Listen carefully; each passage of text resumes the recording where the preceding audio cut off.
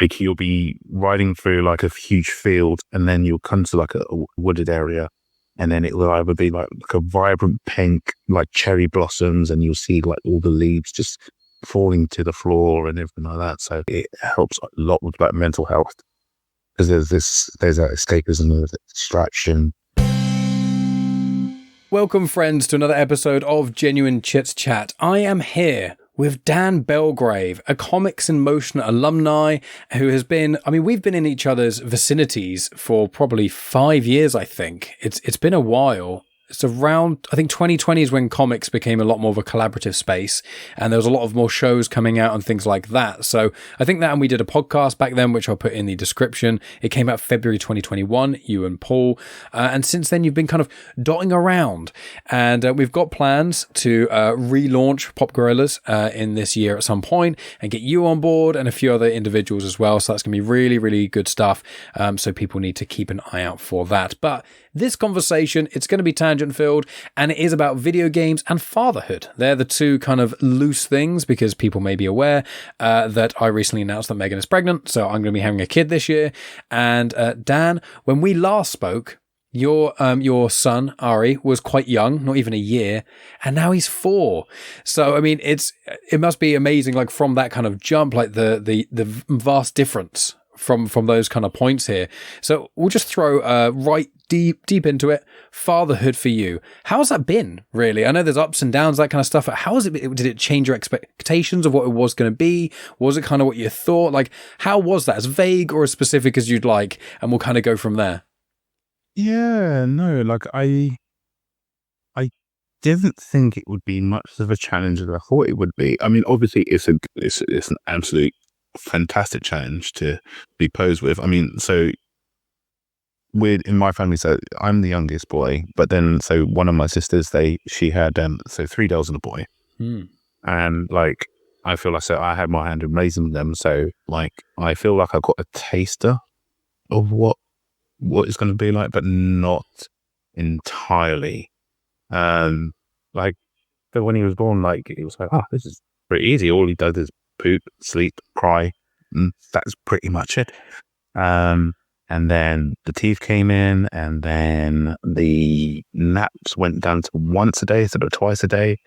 And then obviously he's starting to learn to walk. He's starting to learn to talk, and he was like, saying the word here or there, and that's great.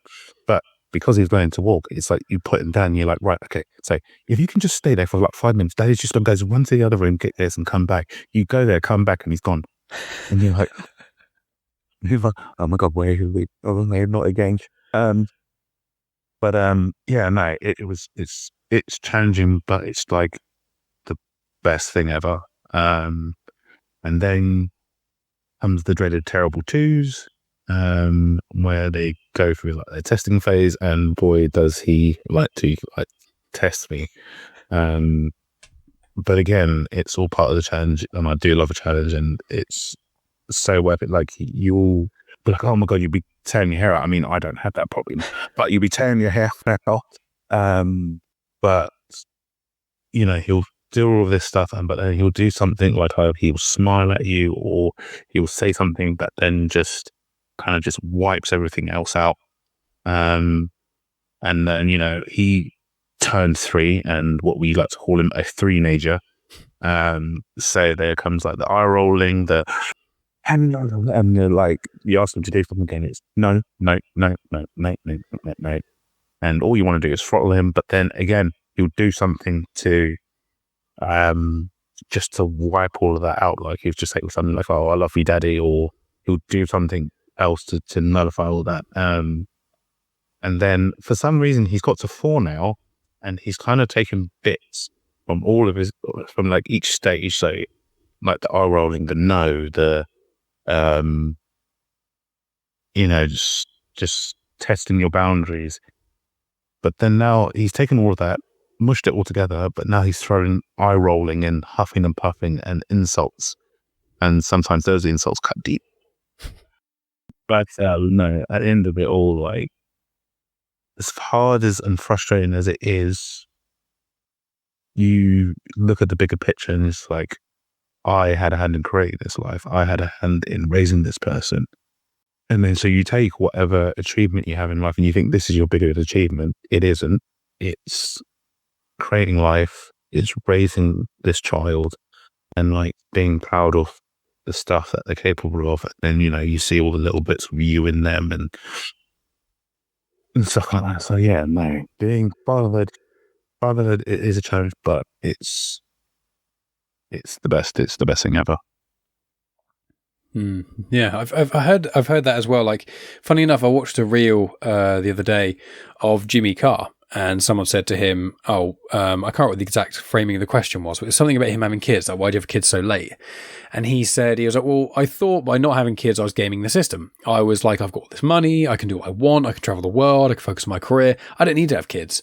And he was like, what I realized is that I was actually living life on easy mode, which is like the biggest challenge, which also comes with the biggest reward, is parenthood. If that's the venue, some people can't have kids or actually just don't want to and they never have, which is fair, that's completely fine. But like the challenge of having a kid and balancing everything else in your life around it and still being an individual, all of those things is such a challenge. And by the end of it, or at the end, once they grow up to a certain degree and they're a little bit more self-sufficient, they all come with their own challenges. But it's so rewarding in those kind of ways. And they're the kind of things that I'm quite excited about. I mean, as a fellow nerd, and that word in a very positive light, I know that when you were on Geek quite a few years ago, you said that I think you plonked Ari down in front of like Batman, I think it was, on the animated shows, or Star Wars, and you're like, he probably doesn't know what's happening because he's so small and it's just colours and sounds to him. Now I suspect he's kind of, because, not to downplay anyone's child, but like at the age is kind of developing a personality in a way. First couple of years, they're a baby or a toddler, but once they get through that, once they start walking and talking a lot more, their personality really starts forming. Have you found that connecting with your relationship with nerd culture and all that kind of stuff? How are you balancing that? Because like, try not to shove it down his throat, but also super excited to try and show him all the cool stuff you like. I wonder if you could tell us a bit about that. Yeah, I mean, to be perfectly honest, I don't have to actually shove it down his throat because, nice. I mean, he's not so much into the Star Wars at the moment because, I mean, the last time I showed him, he was months old. But at the moment, he's really into Batman. He's into Superman. We've got Disney Plus, so some of the time we'll watch what's it called? It's the Spiderman one, but it's the one for little kids. I think. Oh, Spidey and Friends. Spidey and Friends, or Spidey and Amazing Friends, or something. Yeah, that. So like he's really into that, and he has now got a Superman fancy dress costume. So it's like the full Superman suit with the cape, and I think it was for his last birthday. He now has a Batman one as well. So it's got the full Batman suit with the cape, and it's got the Batman cowl and all of that. And with the Superman suit in particular, he would be like, "Oh, I want to play Superman." So we chuck on Superman on the, I don't want to say his name because it's going to interact with me, but the Alexa. So, yeah, so he does all of that, and like I think he watches like Bat Wheels and everything like that. So he's watching that, and sometimes he'll turn around to me and ask me about it. I'll be like, "Okay, so that's the Joker, that's Penguin, that's this, that's that." So we've got that little foundation there, which is incredible. So I think at some point I will introduce him to Star Wars as well. I wanted to try and introduce him to the original trilogy, the episodes 1, 2, and 3, and then the newer ones. But I don't think he's at that age yet where he will fully grasp it. I think there's a couple of animated series out there that might be Young Jedi Adventures. That's on. I've watched quite a bit of that, to be honest, because I don't normally watch really kiddie stuff, but it's set in the High Republic era, which is all the books behind me. They're all this new era. That's what Acolyte was in, and so there's a few characters that are only in the books that pop up in Young Jedi Adventures, and I was like, I've got to see them. I want to see these, and it's not. I mean, I don't watch. I've only watched probably a quarter of it because it's very rare that I'm in the mood for that. It's normally right. We've got no stars for 6 months. Let's watch one 10-minute episode of this every few days or every week or two, because it is obviously made really for kids, but it is actually surprisingly good. And a few friends of mine have actually started showing their kids Young Jedi Adventures, because I think, as you say, like, I loved the prequels when I was young, but really it was only probably when I was about 8 or 9 that I really started understanding Star Wars to a degree. So because so my cousin, he was like into the Star Wars thing as well, and I remember one day, and this was like my first glimpse of Star Wars. I think it was is it Empire Strikes Back, where Han Solo's put in the is it lucite, the basically a slab. Oh, a carbonite, In Carbonite, at the end of Empire, he freezes in that, and it's the start of Return of the Jedi. He gets frozen out of it. Or Thor. So like, I literally, so I walked into his room, and it was at the point where he's like mid freeze, and I was like, and I kind of just like turned and walked back out again.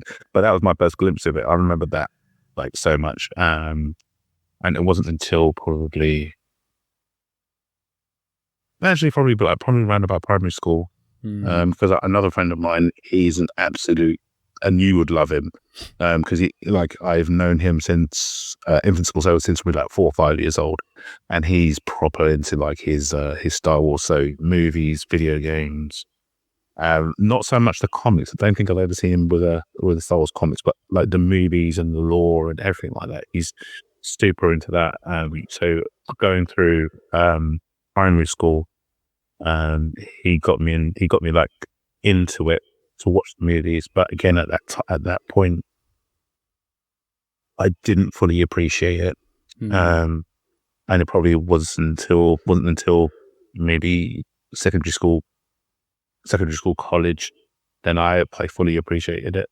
So so with Ari, I think at the moment he wouldn't fully appreciate it, but maybe so the one that you're talking about, that one did the class, right? Yeah. So I'll look at that once we're finished here, and again, watching that, because at the moment, like, you just put in front of anything, it's like, I love this. So, It's very much, it feels very much for kids. Like I say to people, because I've got friends who like a lot of the High Republic stuff, and they're, oh, should I watch that? And I'm like, you can. Like, there's a couple of episodes that are actually legitimately quite cool. There's an episode where they go to Galaxy's Edge, or Batuu, which is where, the Disney World, the Galaxy's Edge thing is. So because me and Megan went there, last year, seeing animated versions of a place we've been was really, really cool.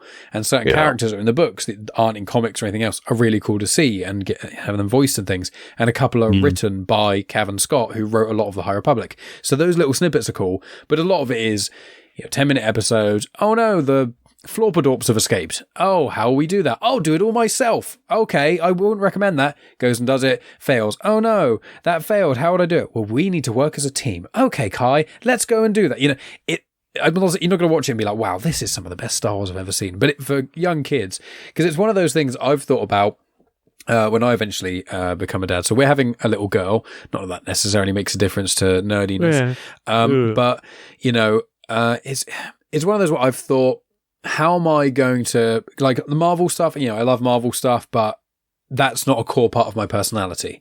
I like a lot of DC stuff. Again, not a core part. Star Wars is probably the only fandom which is it's on my skin. I've got tattoos of it all around, as people can see in the video version. There's a clock there. There's a calendar there. So my theory, what I was going to try and do, and this may fall completely flat, or I may just screw myself over and never do this, is I'm going to try to just do what my dad did, which is not really make a fuss about it, and just be like, oh no, I'm just watching this thing, and never make a fuss. And if they want to gravitate towards it, let them. Yeah. Now I'm saying that now as someone who is presently childless. I don't know if I'll be able to do that, but like with because your main, in air quotes, fandom. I mean, I know comic wise it was, I think, a lot of Batman, but I think video games is really your thing. Is that right? Yeah, that was my, I think, that is my core. And then the layer above it is probably like Marvel, DC, and then the layer above that is probably like Star Wars, and then anything else like geeky. But the core is video games. I mean, I've been playing video games since like 1990, so about when I was 6. Nintendo and stuff, right? Yeah, so yeah, Nintendo. So I'm like the first console game I ever played was Mario Brothers. Mm-hmm. But we also had an Amiga. What was it? Amiga Commodore 64 or something like that. But the games that I had then, they were all pretty much most of them were educational. I had like one Formula One game and then another called Grid Start, and then I had like another game called something else. I can't or Nebulous something. Don't ask me to explain that because I won't be able to do it. Also the Nintendo, so I had what was the one? DuckTales. And obviously it evolved into, I had a Sega Mega Drive as well, so I got into Sonic. So back then I didn't believe in the whole console war thing. I mean, look, it like extends back to that. I mean, so Sega versus Nintendo. So yeah, and like at the moment, I'm trying to get to make his whole world video games. Obviously, like my world was video games, and it's mainly the person that I am. But as you get older, you realize that there's more important things than videos. But yeah, the bigger videos is well, and I'm slowly getting them into it. So we've got like a Nintendo Switch. So the other day I got what did I get for Christmas? It's like the kind of, it's not the Wii Sports, but Switch Sports. Oh, we got that. Yeah. So I can't remember how long ago it was, but we were playing the bowling, and that's at the moment that's the only one that he's able to grasp. So we tried like golf and I think like the basketball one, but because there's all these added, like you got to press this button and hold this button and then make this motion and do that, it kind of frustrated him. So, but I've also got the Sega Mega Drive Classic Collection, so it has like everything like Shinobi, Golden Axe, Streets of Rage, Sonic. So hopefully I'll edge him towards that. And then maybe the more complex stuff. But there's also, I think there's like Bluey, the video game, and he's absolutely nuts about Bluey. So hopefully, that will be his Super Mario Bros. For him. And like forever, like reinforcing like the foundation that we both have. Because I'm hoping to do that again, like, just circling back to Star Wars, I'd do that with Star Wars, but my comfort zone is the video game, and I think you'll like that. But obviously, you won't be able to play any of the stuff that I'm playing currently at the moment, like Last of Us, Resident Evil, God of War. Yeah, I want my car to be able to speak. Have a thought about them.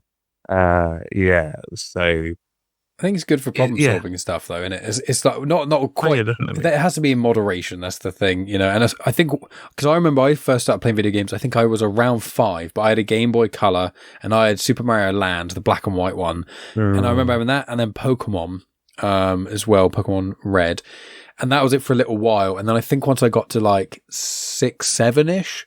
Then I got a PlayStation 1, and then it kind of went from there. But my parents were always like, yeah, I know you want to play video games all night. You can't. You have to do this and this, and then you'll get your time. And then it made it so much better. But I think that's going to be another tough thing, especially in modern day, because I think, when we're not that different in age, but like when we were younger, it was kind of, video games were around, but they weren't like they are now. We didn't have smartphones. So it wasn't like that being such an integral part. It wasn't like you go to a pub and everyone's got an iPad out. It was just, maybe a person or two might have a Game Boy or something, if that. But like, it's such a different world, I think. And with all these fun distractions and lights and things, I think it's even more, in certain respects, more challenging in that way. And especially when I think one is a nerd as well. And you're just like, I would love that. So I want to ask, like, has your relationship with video games changed over the last few years? I assume you can't play them as much, but I wondered about that. Yeah, that was going to be my first thing. Is like, so fatherhood and video gaming don't often go hand in hand because, like you said, I don't get to play them as often as I would like to, but whenever I do get the opportunity, I do. And if I can find an excuse to do it, kill two birds with one stone. And if Ari's around and if he wants to play a little bit of bowling, it's like, who am I to say no, Uh, but yeah, definitely becoming a parent, like you have to make like certain sacrifices here and there. So if that means that, you don't play video games quite as often, because like I said, I think I mentioned before we started doing all of this. So we've got a plasterer at the moment, and we're doing up his room, and we're getting to the point now where it's nearly ready to start, decorating and whatnot. So things like that take precedence over video gaming, but as and where I can, and I know where my opportunities are. It's whenever maybe Beth will go, "Oh, I'm going out tonight." I'm like, "Oh no, you're going out? Oh no, I've got to put Ari to bed at 7, and I've got the rest of the night to myself. Whatever shall I do?" And then we got that, that the Grinch smile, like, Yeah. I think I'm the same as well. Meg is like, "Oh, I'm gonna have to go to theatre early by a couple of hours." Oh, really? Oh, well, I've got a bit of podcasting to do, and after that, I guess I'll just read some comics or play the Ratchet and Clank game that's been sat on my side for nearly a year now. yeah. It's like, oh no, I'm devastated. So I've got to play video games. Go do the thing that I love. But no, yeah, it's you learn over time. It's like you have your opportunities when you can. So like I say, whenever Beth decides to go out, which funny enough is later this week, so yay me. And then like there are other times where I don't know. Sometimes Beth will do overtime shit. So we work from home, and our setup is in our kitchen, which I'm currently sitting in. And if it's opportunities like that, then I'll take it. But yeah, if it's but sometimes it is better when it's like if it's an opportunity to play video games with him, then that is another bonding moment, making our relationship that much stronger. Well, focusing on you yourself then, because we spoke about fatherhood quite a bit. What get like your favorite types of games and stuff like that? Like I know in your youth, it was Nintendo and stuff like that was quite a lot. You mentioned Resident Evil. I know you're quite a big God of War fan. What over the last few years, if time wasn't a factor, what are you into? And if I may, why? Like, are there horror games you're into? Is it adventure games? Yeah. What really are you passionate about in video games? So in general, it's story-driven games. Because I did try my hand at multiplayer games, so like Destiny, Call of Duty, FIFA, and all of that, playing online. I mean, and I freely admit it, and you've heard it here first, folks. I'm absolutely terrible when it comes to multiplayer online games. And I often find online gaming to be quite toxic. Yeah. Sometimes can be quite funny, absolutely funny. Like I remember I was playing Call of Duty once, and I think it's Call of Duty Black Ops 2. And you could have so you obviously had shotguns, you like machine gun, so I had a shotgun and I had an attachment on it which was a target finder, so you aim down the sight, and if anybody walks by, then it picks it up, and then you could just aim, shoot, and they're dead. And somebody absolutely lost their shit, goes, "You keep using your fucking shotgun and your fucking target finder." And I was like, oh my god, somebody needs a hug. That I feel the kind of side of, but there's other times where it's just like absolutely toxic, and people hurl insults, whether it be racial or otherwise, or just trying to get you angry because then you'd make a mistake so that then they win. So I wasn't really into that. So yeah, story-driven games are my thing. I particularly like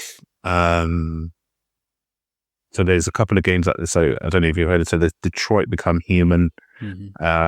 There's there's a developer out, one of my favorite developers, called Supermassive Games.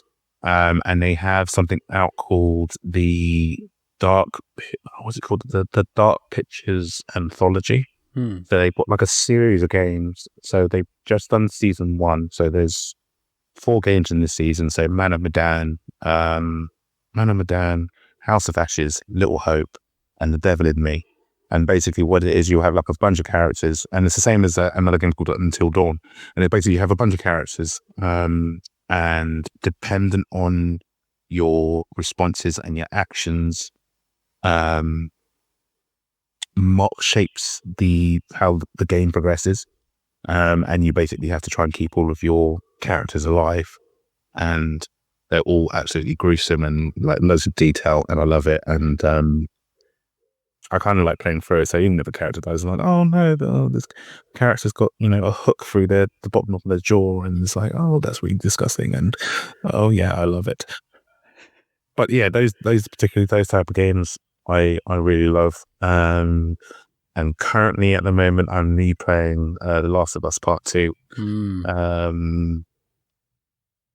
So yeah, those sorts of games, and open world games are pretty cool as well. I do like those. So you got obviously Grand Theft Auto. Looking forward to Grand Theft Auto 6 coming out next year. There's what is it called? Ghost of Tsushima. So you got the new one, Ghost of Yota, coming out as well soon, which I'm looking forward to so much. I mean, that game in particular, like I've been waiting for a samurai / ninja game like that to come out for years. Other than there was another one that came out on, I want to say PS2, called Onimusha, which was pretty good. That was pretty Devil May Cry-esque. So like I really like those games. But yeah, so those ones in particular, those are the type of games that I'm currently into. I do try and branch out every now and then. But my beat 'em up, so yeah, you can't the Python so much Street Fighter, Mortal Kombat. But they've now become so technical, and there's all these buttons you can press, and it's like, I don't have time for that. I just want to blow shit up.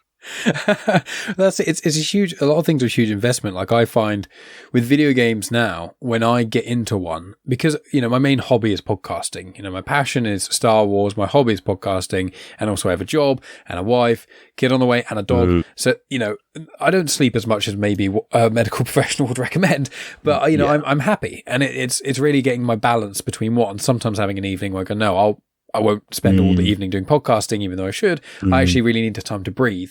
And I find that with video games, like I only just 2 months ago finished Spiderman 2 on the PS5, and one of the best games I've made. And I know you and I were messaging a little while ago about Miles Morales and things. And I love the Into the Spider-Verse movies. They're incredible. I enjoy all the live action Spider-Man movies. I used to watch the Spider-Man TV show, but for me, my absolute favorite Spider-Man and my favorite Spider-Man story so far has been the trilogy so far of the PlayStation games. I mean, the way I got into Marvel was the Spider-Man games on PS1, where it was I always say it, but it's one of the best ideas ever in gaming, which was when they didn't have enough space to let you fully free roam. So they did the thing where the whole city was filled up with gas. And so you were just Spider-Man on all the rooftops. And I just remember that on the PS1 game. And I loved that. Yep. And Daredevil and Venom popped up in it and stuff. But Spider-Man 1, Miles Morales, Spider-Man 2. I only finished that a couple months ago. But Miles Morales in that, he's my favorite Marvel character, I'd say, of everyone. I absolutely adore Miles Morales. I was going to get a tattoo on my leg of, there's this really cool bit of art, which is Carnage and Venom coming out of comic panels and grabbing Spider-Man from the comics from, I think it's the 90s. And then I also want to get a Miles Morales from the Spider-Man 2 game. And then I also want to get Daredevil from season 3 of the Daredevil Netflix show, when it's the Man Without Fear, when he's got the bloody ropes around him. Yeah. I want that on my leg at some point. Just not even a background to it, just them figures of them.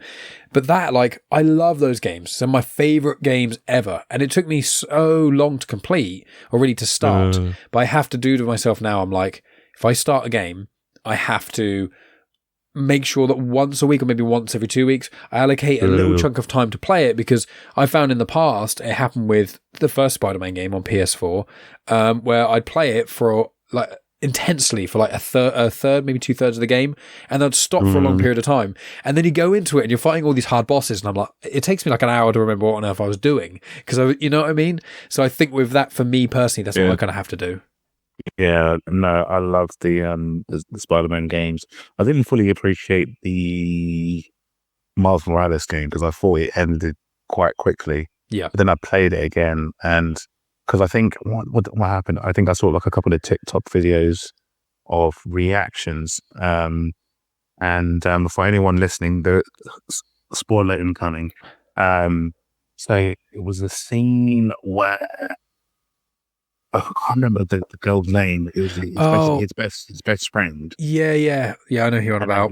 Yeah, and then basically he finds out that who she is, and he can quite get to grips with his powers, and it was basically like overloading, and she kind of like takes him up into the sky, and it was like, okay, well, this is very dramatic, so I need to play this again. But yeah, no, I finally enjoyed that. I can't wait to see what they do next, because I'm kind of hoping they bring out, just to like kind of space things out a bit, because I would imagine the next Spider-Man game that comes out would be the final one. So I'm kind of hoping, well, they space it out with 2 games. I hope they do it with another Miles Morales one that leads into Spider-Man 3. And I don't know how true it is, but I think they're thinking about doing a Venom standalone game as well, which I would thoroughly enjoy. Yeah. And I don't know if they did anything with it, because I haven't seen or heard anything since. But in Spider-Man 2, where you get a hint of like Carnage coming into it, so I don't know if they're gonna the fire sideline in it. So I don't know if they're going to do anything with that. I certainly hope so. I mean, I've got a feeling they're probably going to just incorporate that into the third Spider-Man game, but I would have liked, because I think because there's no DLCs for the second Spider-Man game. No, which surprised me, because there was, I think, 3 for the first one. Yeah, there was. Yeah, I think it's called Silver Lining, and there was like, I can't remember what the other 2 were, but there were 2 DLCs, no, 3 DLCs, and then there was like none for the second one, which was like, okay, that's not disappointing, but like a bit of a letdown that there wasn't. We don't have to wait for even longer, And I think Finn, by the way, was the character's name. I had to look it up. The friend of Miles. But yeah, I mean, with the Spider-Man games, for me, I'm a simple man, is just swinging through the streets, trying to go as fast as possible. Like, I could just do that for hours. And the fact it's like, yeah, you do that, and then a crime happens, and it's like, it's really, it's that dream, isn't it? Like, I think there's loads of superheroes that one would like really think is cool. Batman's got all the gadgets. Superman's invulnerable. But I think a lot of people, myself included, really connected with Spider-Man. I think maybe when getting into comics as a young man, and obviously the main Spider-Man for most of our memories was Peter Parker. Now, obviously, there's Miles Morales, and the Spider-Verse has opened up, and there's more Spider people. But having someone who's kind of young and like a power set that is really cool, that's not something outside of comprehension. Being like Superman, yeah, it'd be cool, but you can't really wrap your head around conceptually being completely invulnerable to everything and flying and all that stuff. And the Flash's thing is really cool, but again, moving at that speed. But Spider-Man is like, all your reflexes are way better, but also you can shoot webs and swing. I know it's not technically a power, but like the idea of that is just so cool. And I just can't get over how, I mean, I'm wearing a Venom hoodie now. So it's like, I love symbiotes. They're one of my favorite. I mean, there's a Carnage thing behind me. There's a few things here. Spider-Man, Carnage, Venom. They're my absolute favorites. So those games are just top tier. No, they're absolutely top tier. And same things as MCU, like Venom is one of my absolute favorites. Like, he's I don't know if you call him like the anti-hero, but obviously you got like the movies with like Tom Hardy and whatnot. But like I say, more as a villain. I think he was one of the first villains that I actually liked. Yeah. Because he was like just raw power, really stronger than Spider-Man, and like they just had this iconic rivalry, say like like him and Green Goblin, or Batman and the Joker and stuff like that. So that was really cool. I was going to ask about Ghosts of Tsushima. I'm sorry, I know I'm changing the subject very quickly. But I know my friends have played that game and they love it, because I think they say it's the mechanics are very unforgiving, but that means it's very rewarding when you're doing it. May I ask, what is it about that? Because like with ninja stuff, like I know there's a vast overgeneralization of an entire culture, but like in video gaming, I played a bit of Ninja Gaiden when I was younger, very difficult, and a couple of other bits and pieces, but I don't think I've seen many ninja games. I think there's quite a gap.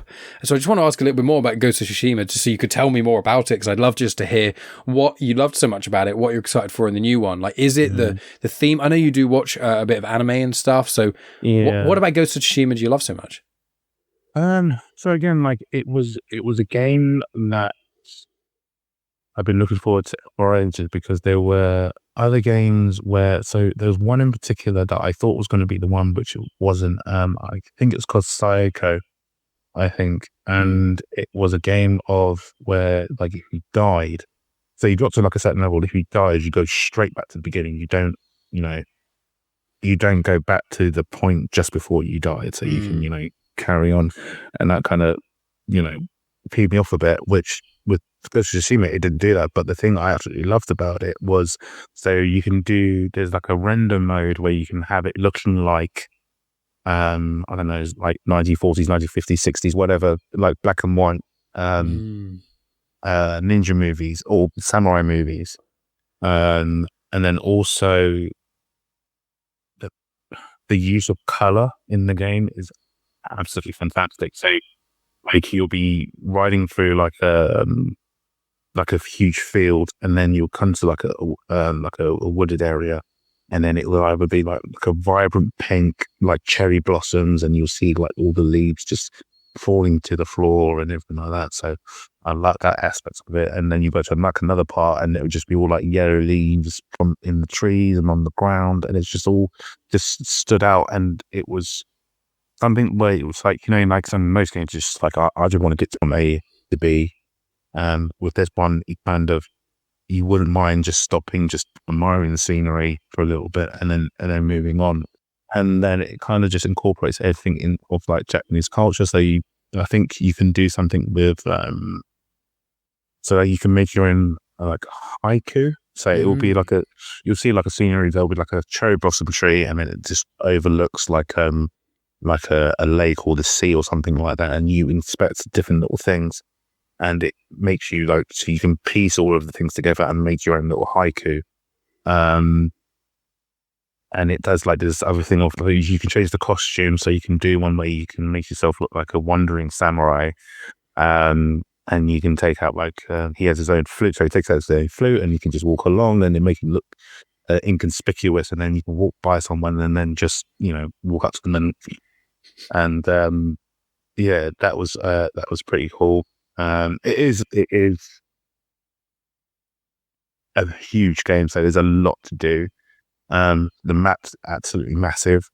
So you'll have like a mission that'll start here, and then you go to your next mission, which is all the way down here, which will take a good minute, but you don't mind it so much because, like I said, the use of color in the whole game is like absolutely amazing.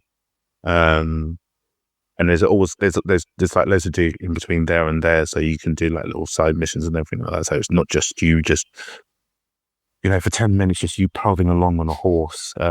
There's like little like trigger scenes and trigger missions, and like being able to collect all like different swords and armor and everything like that. It's just amazing, and like the story is really so good. I can't recommend it enough. And like I said, I can't wait for Ghost of Yotai to come out. That's going to be absolutely amazing. So I can't wait to see what they do with that and expand on Ghost of Tsushima, because I think it's like years after the original game. Yeah, just can't talk about it enough. Well, yeah, and what? I mean, on Discord, your username is Dark Ronin. So, like, have you always? And I said, like, I know you watch anime and stuff like that. Do you have a connection to Japanese culture in particular, or is it just certain piece of content you then learn to admire it a bit more? It's going to sound really bad, but I didn't really put much thought into it. Like going with the username of Dark Ronin. Like I love everything, like damn near everything about Japanese culture. So like my first taste of Japanese culture was Dragon Ball Z. I love Dragon Ball Z. Yes. Yeah, so it was Dragon Ball Z, and my cousin, he was huge into anime as well. So he had Akira, and there was another one. I can't remember what it was. Was it? But anyway, yeah. There's Ghost in the Shell, Fist of the North Star. Yeah, Fist of the North Star. Fist of the North Star. Oh my god! Like that one was like absolutely insane, because I think it used to come on Channel 4. I can't remember what night of the week it was, but it used to come on Channel 4. I remember seeing it, and he'd done some insane move, like he just done like and then he finished, and then he just like points to their forehead, and it goes, 100 crack Fist of the North Star, and you just even go, I'm like, it's the pressure points. Yeah, it's so just the cool. pressure points. So over the top. So over the top, but so entertaining. yeah, like all like the ninja movies, the samurai movies. I got all into that. Well, actually, I'm into my food as well. So I like, for example, everything, and like Japanese food is it's so good. So like the other day we made and like we had like homemade sushi. Oh, Um, amazing. Do you have like the rolling yeah, plates and the special rice and all that kind of jazz? yeah. So I don't think I put it. Oh yes, I do. Oh, please show me. Yeah, I'd love to see that. Yes. So we've got like Wow. the bamboo mats, because when was it? I can't remember how many years ago it was, but basically Beth's mum went on to, I don't know if it's like Red Letter Days, whatever it is, and she got us a sushi masterclass at Yo Sushi in London. Oh, wow. So we went along, we made sushi down. They gave us like the bamboo mats to take with us, and like the books and like how to make it and whatnot. And so yeah, we haven't really forgotten how to make it, but it's just getting it perfect. Like when was it? Not yesterday, day before, I made some, but I'd added too much rice, so it was like 95% rice and then like 5% like salmon. So nuts, like ridiculous. But it was delicious all the same. Yeah, and like so, Japan is on my travel hit list, and that's one of the top places that I want to go to. When that will be, I don't know. But no, it's certainly up there. I love everything about Japanese culture. It's just it's and learning about like samurai code and their ethics and whatnot, and especially like I can't remember which World Cup it was, but it was like they played a game, they lost, but instead of like trashing the changing rooms, they tidied it, cleaned it all up, and then just left a note of thanks. It was like they're like really, really nice people. So yeah, I just love everything. Everything Japanese, I love. Yeah. Yeah, and I think a lot of sort of millennials, and to a degree Gen Xers, but I think a lot of millennials are really, so many of my friends have been to Japan. I mean, over the weekend when I was in Scotland with my mate, Yuji, he's Japanese. So he's always talking about Japan, and he goes over there, once or twice a year to see family and things like that. And he speaks Japanese as well. And he's like, mate, you got to go over there. He's like, the food. He's like, you go over there and the food over there is so good. You come back to the UK. And he's like, I know everyone jokes about English food being crap, but the thing is, once you've had Japanese food and then you come back, it's like, oh no, this is very different. And so like when I'm talking to him about these things, it's like, as I said, Japanese whiskey I love. I mean, I'm not astute in Japanese culture, but a lot of what I've seen about it is very interesting. As you say, like the way they kind of hold themselves in public. I think my biggest issue, one of my biggest issues with England specifically, is people just don't have respect, not only for each other, but really our country. Like one thing that really shocked me when I was 14 or something, I went to Denmark with my parents for a weekend, and we're in the city centre of Copenhagen. Okay, there's no chewing gum on the floor. There's no, everyone's smoking, no cigarette butts. There's no rubbish, no litter. And I said to my dad, I was like, why? I was like, there's no rubbish here. And he's like, yeah, because these people actually respect their country. And I was like, oh, do they not do it in England? He's like, no. He's like, most of Europe, or large chunks of Europe, they appreciate their country. Certain places in Asia really do as well. But over here, people just don't give a shit. And I was like, oh, and I can never really unthink that, because it's quite upsetting to me, because I'm like, I'm not a patriot of England, I'm not one for Queen and country or anything, but I feel very grateful that I'm the privilege I've had of living the life I've had in the country I have. But it's just so unfortunate that when you do see places like Japan and you see how much respect they give to each other in public and to the environment and things, it is something that is very interesting to me, and something that that'd be the one thing I wish I could change about England, is just have everyone as a whole respect the country and the inhabitants within, and people who come to our country. That's it. The respect would really feed into a lot of other elements. And that's what I love about Japan, especially historically with the samurai and Ronins and stuff. Yeah, no, definitely. If we could all, in a perfect world, we would love to have that, wouldn't we? Like you said, like there's no rubbish, there's no this, there's no that, and if everyone could be as courteous towards each other as other cultures are, like the world would be so much a better place. No, I agree completely. We'll start to wrap up here, but I do want to ask a little bit more about video games. So we've spoken about Ghost of Tsushima. We've spoken about Spiderman and stuff a bit, and I know some of your sort of origins, in air quotes, was like Nintendo. But outside of that, like with the narrative games, Do you like them because it's escape? Do you like it because of the immersion of it all? Do you like it because of the feeling of achievement? Is it a combination? Just what is it really that you love so much about video games is really the encapsulation of what I'm kind of asking. So yeah, it's exactly that. Like, it's the escapism of it. So sometimes, if you're having a really like play, you can chuck on like I don't know, Last of Us Part 2, for instance, and you kind of get sucked into their characters. I mean, their characters like lives aren't as much as better than mine, but you get sucked into that lore. You have control over that, and it also, I think, to a degree, it helps a lot with like mental health, because there's that escapism, there's that distraction. Because I think in COVID, you struggled a bit, didn't you? In COVID, yeah, because lockdown, pretty much, yeah.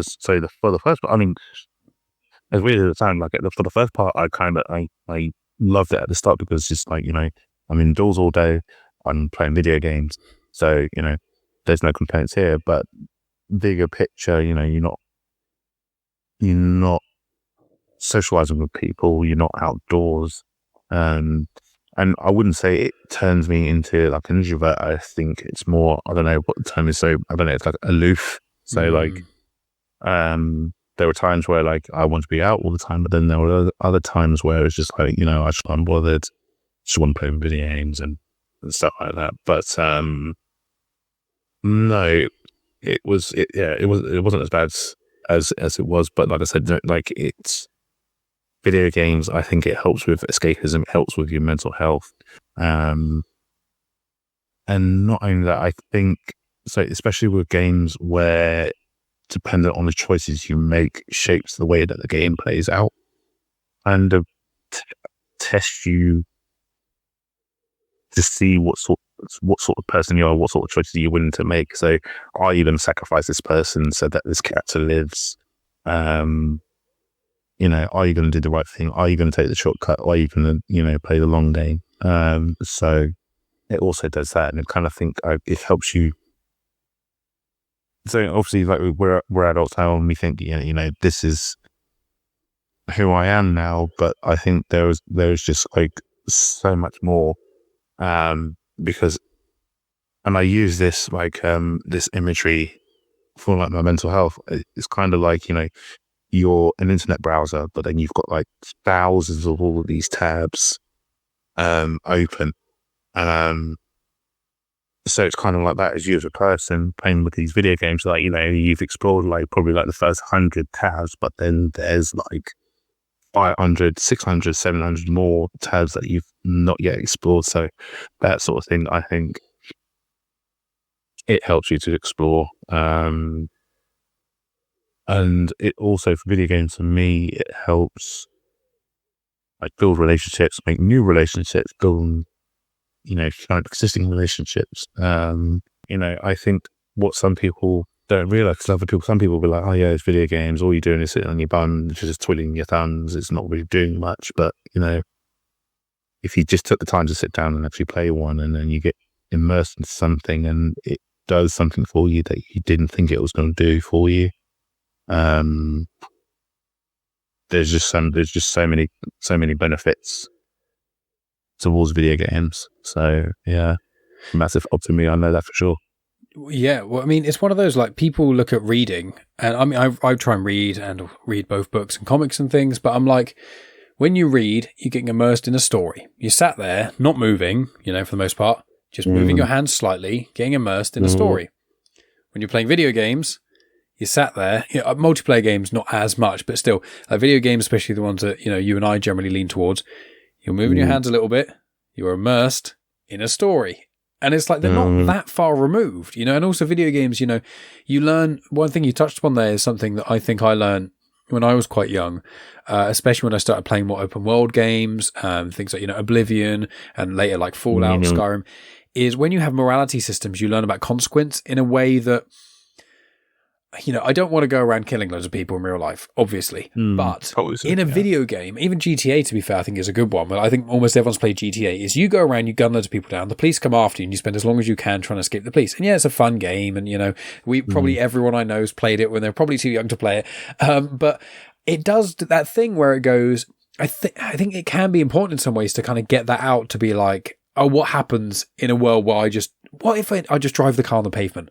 And it's like, you don't want to do that. You don't want to inflict any pain or anything to a real person. Being able to do that in a video game, and then there being actual consequences to it, not to mention in like a wider scope, in sort of when you have games like The Witcher or Fallout, things when there are actual morality systems, and you screw someone over early on in the game.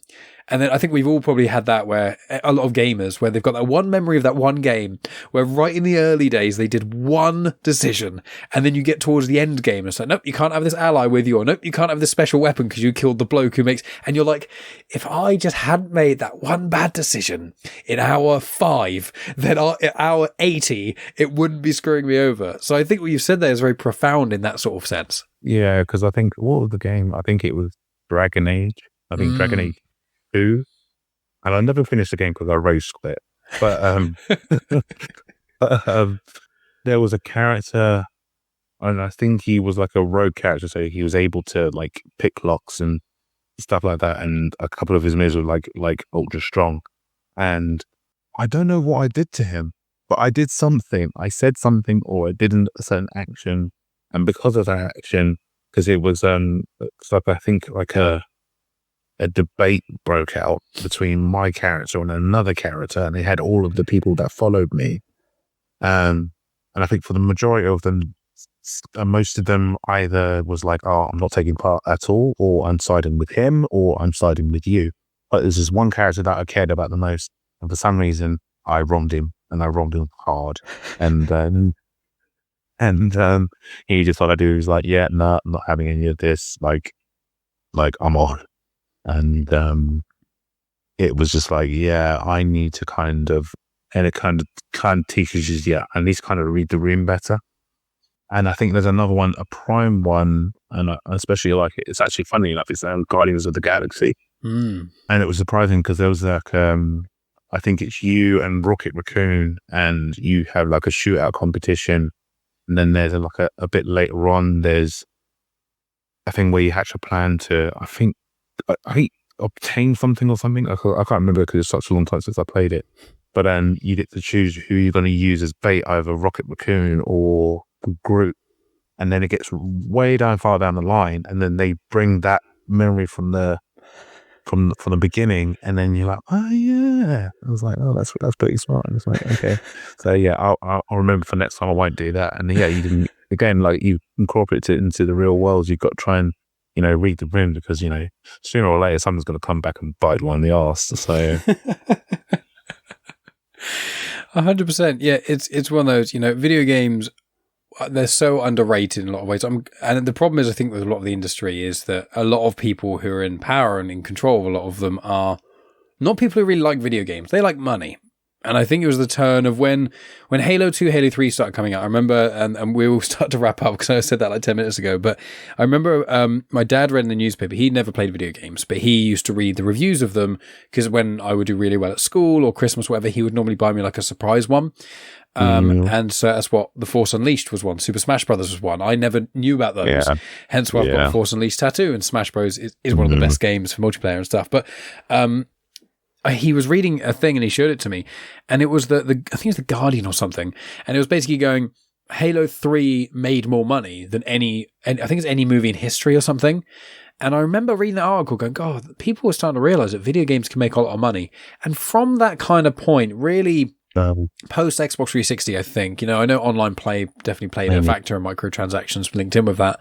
But I think once corporations and people who want to make money realized, oh wait, the Halo games make more money than movies and books do for the most part. And then from that, I think the last sort of, that was 15 years ago now, I think, plus. But I was like, yeah, the last sort of 10, 15 years, especially recently, the corporations have been in control of the games a lot more. And I think, unfortunately, we are starting to lose that. I'm hoping we get the renaissance. I think we're getting it with movies, with like companies like A24 who are making some great stuff. And I think like the developers of Dark Souls and Elden Ring and Ghost of Tsushima, things like that, where like there are certain companies who are coming out who are still making great stuff. And I think we're in the dip and we're coming out into the renaissance again of companies hopefully learning the right lessons.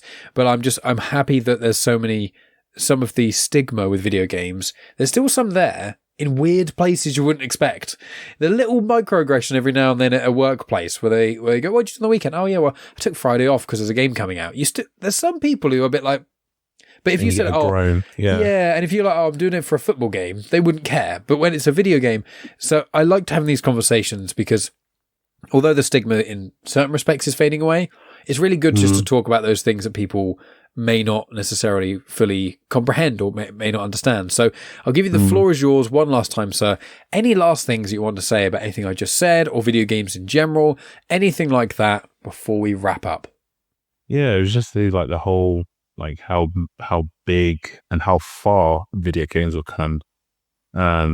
Because I remember at one point, they were saying, video games are bad because they're bad for children. They persuade them to do dumb things. And it's that game, what was it? Manhunt, that came out. Oh, and yeah. Yeah, there was a whole thing of that. And it's like, right, we've got to ban Manhunt. We've got to ban this. We've got to ban that.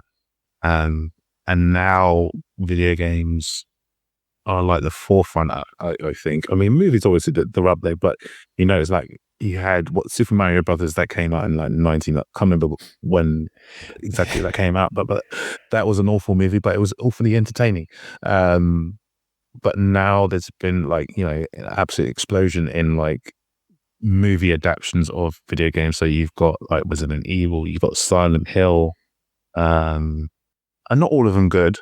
Like one in particular that I wished was never made was Uncharted. Yeah. Assassin's Creed was my one. The Assassin's Creed movie for me was one of the worst things I've seen in a long time. But you get the series though that balance out like Last of Us and etc. Yeah, so Last of Us, surprisingly enough, I'm really shocked I haven't seen it yet, but I've yet to see the Last of Us series, but I will do it at some point. Like the Hitman game, the Hitman movies, they were pretty good. The second one,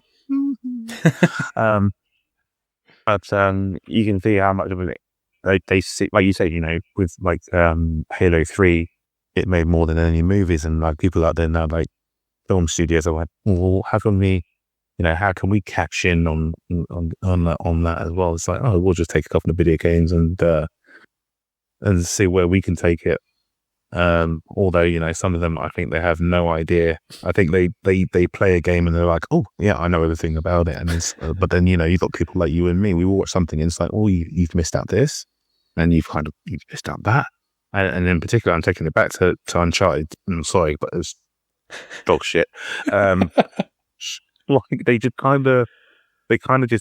took, I think maybe the first. They took the first 3 games and then they just went like that and then just mashed it all together, and it's like, well, that didn't happen then, that was in the first one. That didn't happen then, that was in the third one. It's like, I don't know what you're doing with that part of the movie, but we won't talk about that.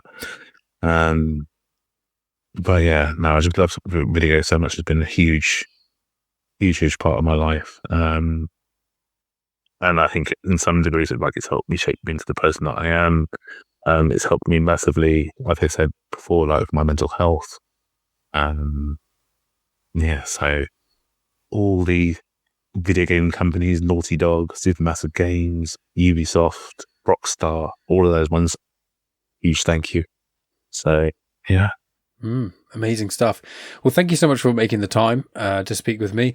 It's been absolutely delightful just to be able to chat about, obviously you spoke about Parenthood a bit in the beginning, but it was really just like video games and that kind of stuff. Sometimes it's nice just to have a bit of time set aside just to talk about something you love. And it's, the passion is definitely coming through. It's making me, I'm looking at the time and thinking, do I have time to go down and play some video games? I'm going to try, see if I can, see how late I have to get up tomorrow for work and things. But it's been, delightful chatting with you as always, Dan. And as we said, there's going to be more to come in the future from you. We will be this year sorting out reinvigorating Pop Guerrillas with a couple of other people as well. So you'll be able to talk about video games you like or movies or anything really, that freedom freedom, because I want to hear more from you, Dan. You know, I love hearing when you were releasing stuff for Pop Guerrillas and whenever you were doing stuff with Paul and things. I really loved hearing a lot of the stuff you were putting out. I think you got some great opinions and some really great insights. So just thank you so much again for coming on and chatting with me. Anywhere that you want people to follow you in particular? I know you've got like Dan84 on TikTok, things like that. Is there anything in particular you want me to pop in the show notes? You can find me on TikTok under the name a man like Dan84. I've got my Twitter, which I'm not on so much, but I'm trying to when I get the time to get myself into that. But it's at dark_Ronin84. Under the same name on Instagram. If you want to see some of the older stuff, some of like the podcast stuff that I did, as you mentioned, like with my with my friend Paul, you can go on Instagram at Superheroes For Dummies. You can find our old episodes on Spotify. Again, if you search under the Comics in Motion, you can find all our episodes there. I'm excited to if we can rehash Pop Guerrillas, so you can find some of my old stuff from there as well. I'm excited for that. Get some new stuff out there, get going again, and like I said, get Twitter up and running. Once we get Pop Guerrillas going as well, so I can post more stuff. So yeah, if you want to find me, that's where you'll find me. Perfect stuff. Well, put all that in the description. Thank you so much again, Dan. Really appreciate that. Yeah, and thank you to all the listeners. It's good. Thanks, guys.